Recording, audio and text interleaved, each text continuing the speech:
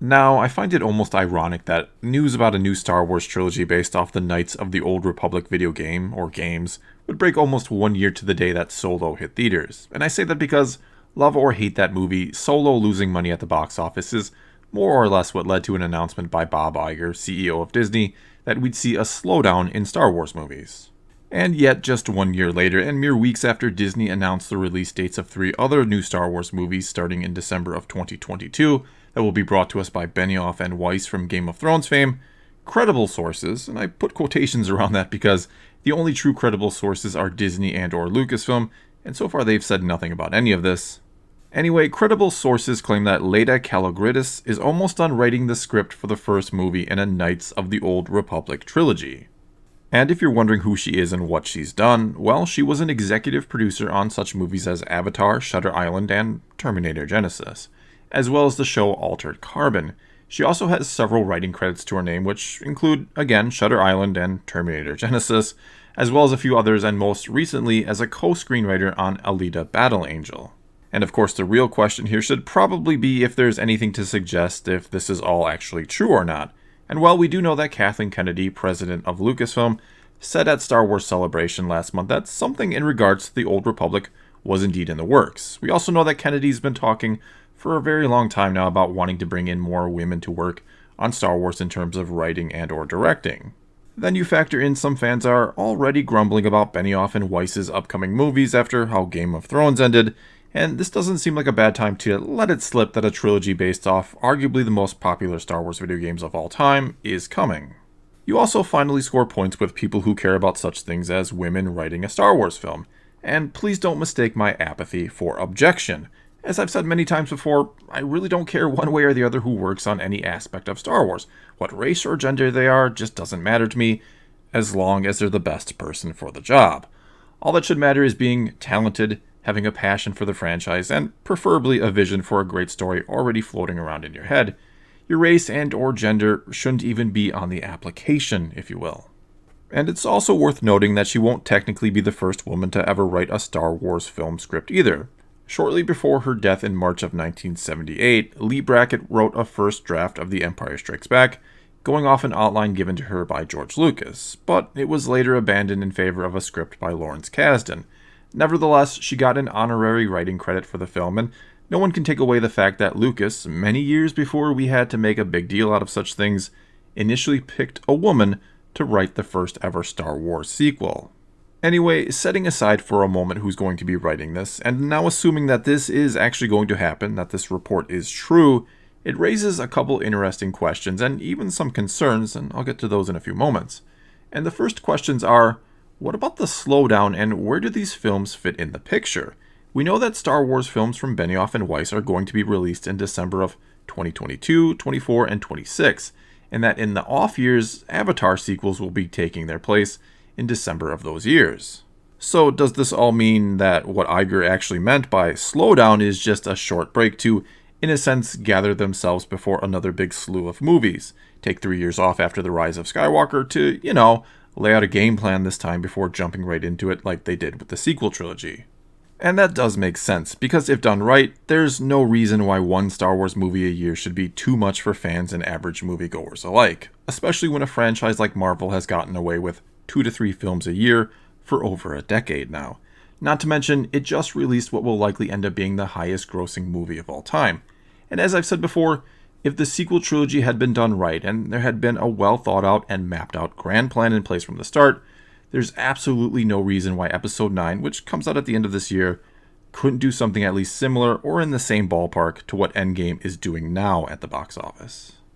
But I digress, and let's go back to the question of just when will these movies be released exactly? Because December of the off years from the other trilogy are not an option since Disney won't want to compete with themselves with Avatar already being set there. And in case you've forgotten, Disney owns Fox now, which is the company that brings us Avatar. Anyway, will they then go the more traditional route and put these new movies out in May perhaps, like the original and prequel trilogies did? But if that's the case, that would mean they'll either come out 5 months after or 7 months before the release of the movies in the other trilogy, depending on the exact year they come out in. And I don't know if they'd want to put them that close to each other. So maybe later in summer, in months like July or August, which would be 7 to 8 months after a movie in the other trilogy had come out and a few months before Avatar comes out. And that might make the most sense and allow for more separation between them and hence more build-up to take place. But then of course there's still the question of, do you really want to confuse people by having two different trilogies running at the same time? And no, most Star Wars fans won't be confused, but more casual moviegoers just might be. You know, the same ones who were wondering where Rey was in Rogue One. Though, of course, they will almost certainly brand these Knights of the Old Republic movies very, very differently, kind of like they did with the Star Wars stories, Rogue One and Solo, I mean, by putting the name of the movie first and then a Star Wars story, more like an after the fact, if you will. So likely this trilogy would be called something like Knights of the Old Republic, a Star Wars legend, or something like that. While the Benioff and Weiss trilogy will also have its own sort of branding as well, whatever they can do to distinguish them from each other, I would imagine. Another interesting question this then brings up is, what about the Rian Johnson trilogy that was promised before The Last Jedi even came out?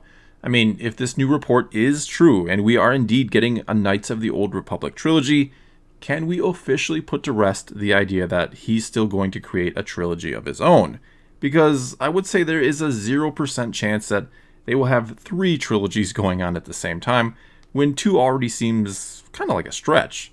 Though I suppose he could be working on one that will come out after these 2, but that's nearly a decade away, and does he really want to stay committed to something that far down the road? So likely if Johnson has any chance of directing another Star Wars movie, it would be this very Knights of the Old Republic trilogy, which means he'd only be directing and not writing, which some, but not all, of the disgruntled fans might be okay with.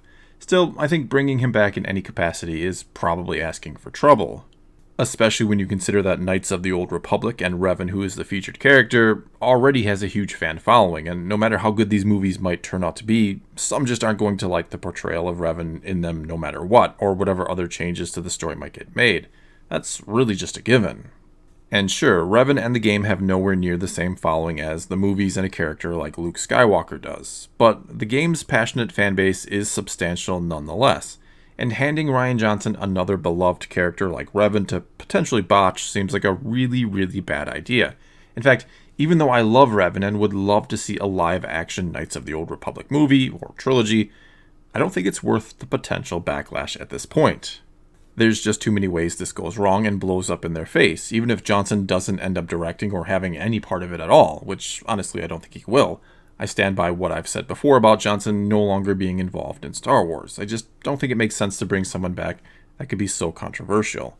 Anyway, I feel like there's so many ways this could go wrong, and I think they'd be far better off moving to a different time and place in the Old Republic instead of tampering with these beloved games.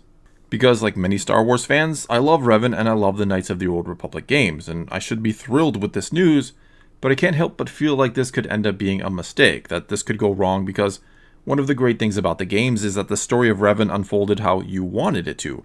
Revan made the choices you made. He could go dark or light. He could even be a she. And oh, how interesting it'd be to witness the fan reaction if they went that route, if they made Revan a woman in the movies and justified it by saying, well, it was always an option in the game, even though in Legends or in the old expanded universe, it was firmly established that he was a male character. And that's again a big part of the problem here. This is both a well-established character with a rich history already in place, and yet at the same time, one that could be something completely different to you personally depending on how you played the game compared to how someone else played it.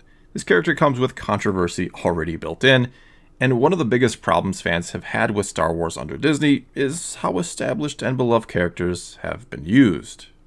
Not to mention, I think it's just time to give us more or less completely new Star Wars content. Like I said before, set a trilogy in the time period of the Old Republic, that's fine, and then go ahead and even borrow some general stuff from the old EU version of it, but by and large, make it a whole new story. If at one point someone wanted to mention that a character named Revan existed at one point as a type of Easter egg, that'd be great, and you would therefore make him officially canon. And yes, if you've been following my videos for long enough, you may note my opinion on this has changed over the years, because in past videos, I've talked about how I would love to see Knights of the Old Republic being turned into films. And in many ways, I still do love the idea and think it'd be awesome to see. But I'm more afraid about them, well, not so necessarily getting it wrong, as I am that whatever they do is inevitably just going to form another rift in the fanbase. And I'm just tired of all the infighting with fans, and I'd love to see something completely new that we all, or at least most of us, can get behind. And I don't know that doing a Knights of the Old Republic trilogy is going to do that. Well, that's all I've got for you this time. Now it's your turn to tell me what you think. Do you love or hate the idea of Knights of the Old Republic being turned into films? Or do you maybe not believe these rumors at all and don't think this is going to happen? Let me know what you think in the comments below, and let's talk some Star Wars. And until next time, thanks for watching.